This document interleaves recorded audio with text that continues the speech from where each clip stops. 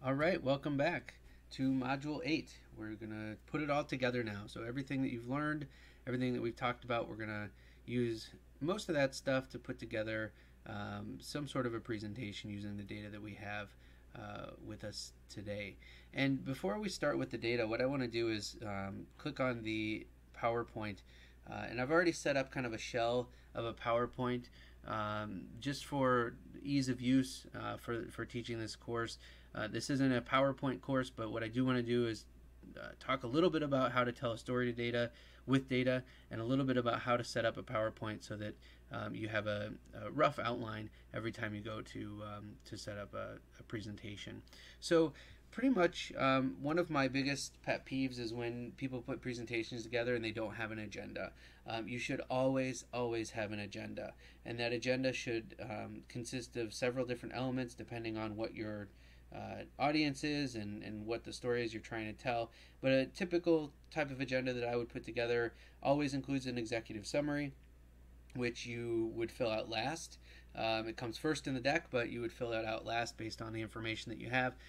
Background information to give everyone kind of the lowdown on why you're doing the analysis and what you're trying to find, the questions that you're trying to answer.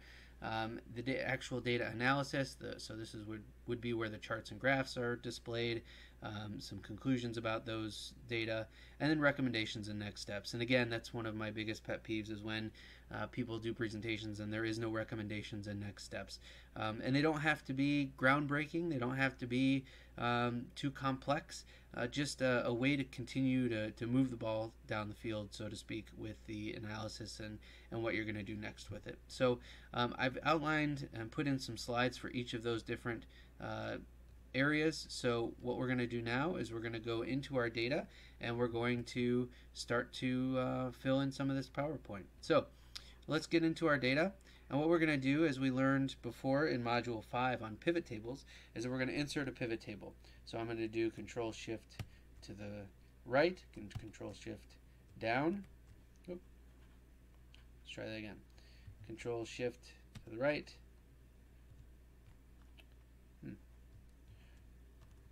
There we go. And all the way down to the end of our data set. And then we're going to do Insert Pivot Table, New Worksheet, and hit OK. Alright, so several different things that I want to look at today. And again, I'm not sure how this story is going to shake out, but let's kind of figure it out and we'll go through it together. So what I want to do is, first of all, I want to put in our values. So again, I'm going to put an ID number. As we all know from before, it's going to count the sum of our ID number, so we want to change that. Go to Field Value Settings and Count.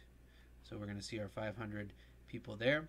What I want to do first is I want to look at gender and job title. So I am going to put our gender in our rows and our job title in our columns. So now you can see by job title kind of how our different genders shake out and how we can see kind of males and females progressing through the organization.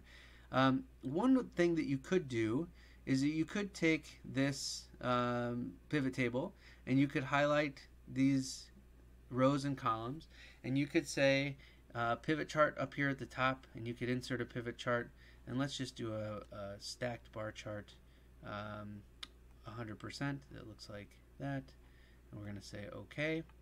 And I'm actually going to switch the rows and columns here so that we can see how males and females are kind of progressing through the organization. And one thing that you could do, you could create this chart and this table, and you could simply click on the chart and do a Control C and copy, and go to our PowerPoint, and you could do Control V, and you could insert that chart. And you can see it's the same chart. It's created, though it's taken on the formatting of the PowerPoint, and it's embedded it in our PowerPoint. And you could do this, and you could write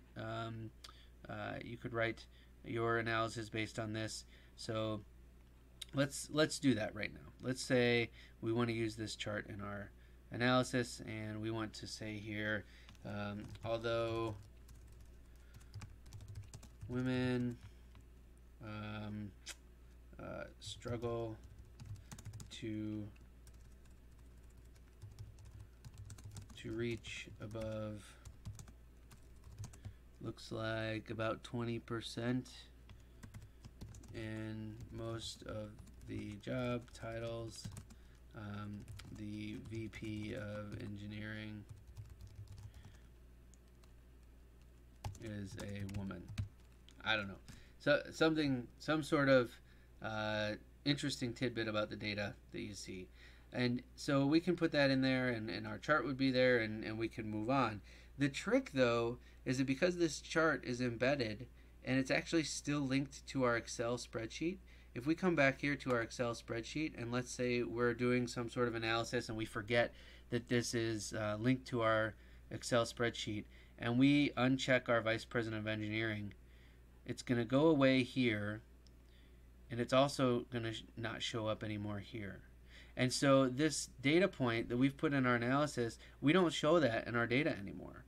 And so it's pretty tough to see, you know, the VP of Engineering is a woman. Yeah, people might know that, but it would be nice to show that in our chart or in our graph. Also, if we were to say, you know, we said something about over 20%, or they struggle to get over 20%. So let's again come back here, and we're going to uncheck Engineer 3. We're going to uncheck Engineer 1.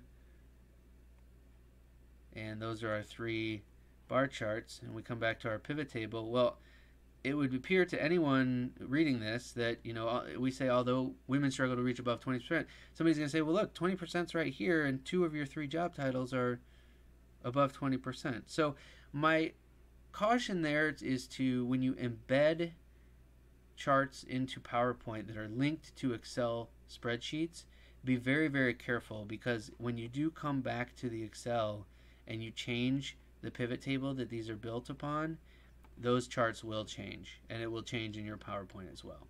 So we'll talk about how to get around doing that here in just a minute.